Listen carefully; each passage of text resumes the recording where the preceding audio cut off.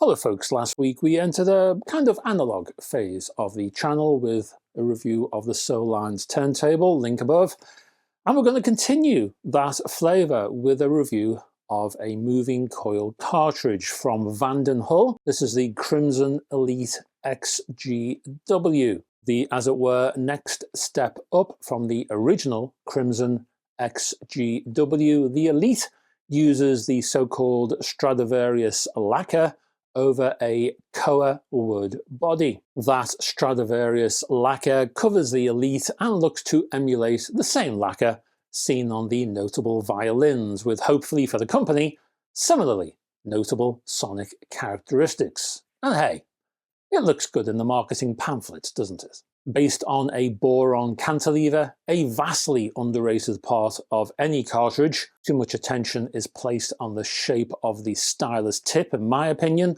although, as I'm on the subject, that tip is based on the company's own design, apparently. The gold wires seen in and around the chassis area have been reduced in thickness for the Elite model to reduce mass, while the suspension has apparently been improved. Output is pretty high from this cartridge, so gain should not be an issue, and it wasn't. I had to lower the gain on my preamp by several clicks during the tests when compared to my reference Ortofon moving coil. Tracking force is also pretty low at between 1.35 and 1.5, but I'll talk more about that later on in the in use section. Now take a look at the images here. Note how the build is scarily open for this cartridge, with the cantilever sticking out into no man's land. So be very careful during installation.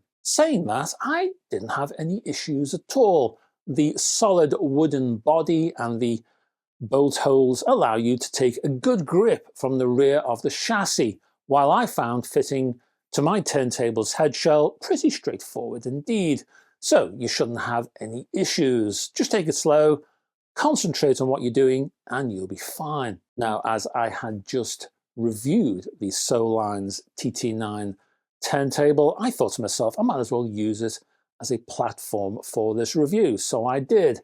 In terms of software for sound testing, I reached for my 1981 self-titled Level 42 album and the track Turn It On, resplendent in poppified jazz funk. For my first test, I wanted to initially compare the cartridge with a lower cost unit, one that you might upgrade from, and to the Crimson Elite XGW. A good general purpose design was required, and I picked the Ortofon Cadenza bronze, priced around £2,000. Now, of course, I wanted to see if the potential upgrade was warranted in the first place, and if it was, in what way.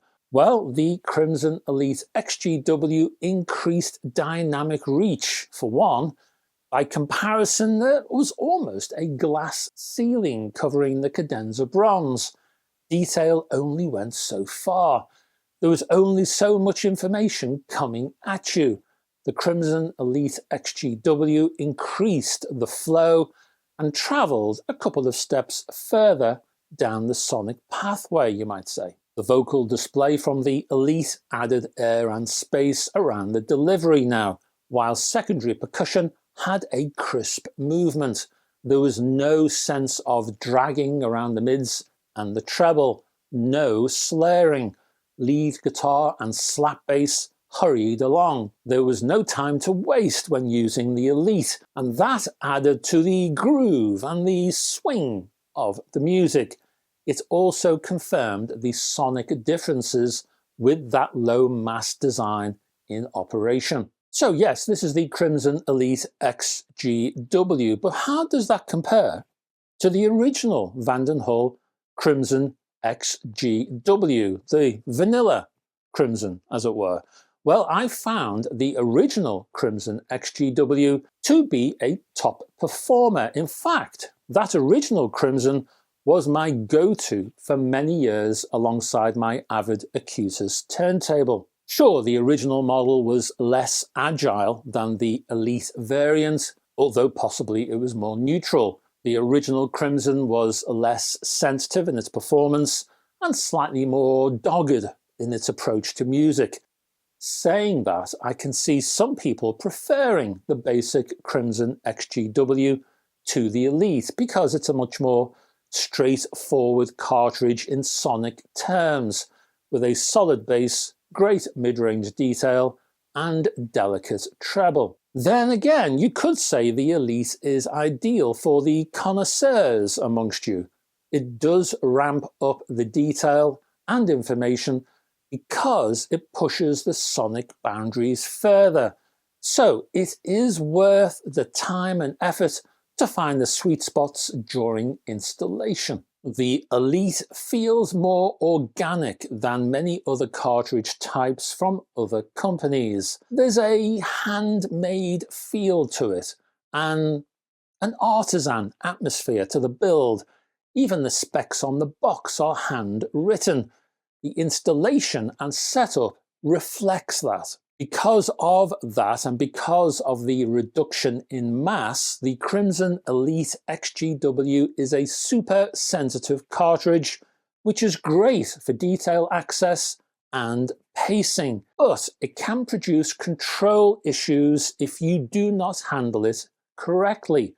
So take your time when setting it up. Experiment, tweak, have fun. In other words, don't be afraid to twiddle your knobs. For example, the Elite requires minimal loading to run properly. In fact, the less you can get away with, the better. Don't overload it, otherwise you will risk ringing mid-range and brittle treble. Do not be afraid to experiment with the loading on your phono amplifier. I would recommend starting at the very bottom and slowly work your way up. That's right, I recommend not looking at the spec sheet.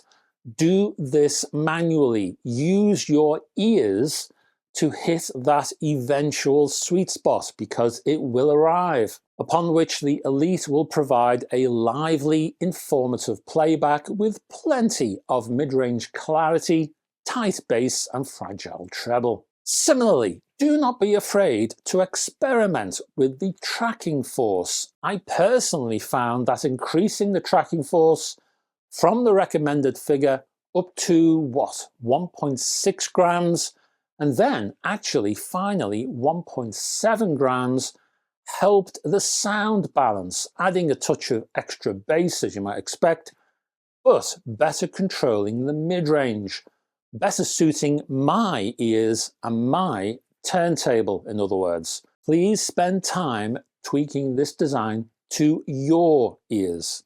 Thus, see the Vanden Hul's spec sheet as a starting point, not some sort of sonic gospel. And that, my friends, is basically the review of this cartridge. Let me give you a few final thoughts. I'll give you some pros and cons as well, and a final rating. Now, Vanden Hul were not kidding when they targeted mass on the Elite version of their Crimson cartridge. Hence, if you take your time to set up the Elite to suit your ears and hi-fi chain, then this remarkable cartridge will reward you with a lightness of touch and a sprightly step that flies across your music like Tinkerbell, flitting here and there and spreading magical sonic dust right across the soundstage. The Crimson Elite XGW is one of the most maneuverable cartridges I have ever heard, and definitely deserves a demo for anyone looking at a new cartridge upgrade. And that's your lot, folks. Thank you very much for staying to the end of this particular video. Down below, can you click, if you don't mind, if you haven't done so already, the subscribe button and the like button because algorithm. I will put a link to the cartridge down below in the description, of course, plus my own links to my Facebook group, my website, and my Patreon page, which funds this entire channel, keeps it going. So if you can support me on Patreon, I'd be very happy indeed. I will be back. I'll be back on Friday, possibly, with a music alerts, if time runs away with me, and I can't do that. It's happened before. Then I'll be back on Saturday with a hi-fi news, etc. And then hopefully another review, possibly possibly another cartridge. Lower price next time around, hey, there's a change. Whichever video you decide to visit, hopefully all of them pay, then I hope to have your company. And until then folks, bye bye for now.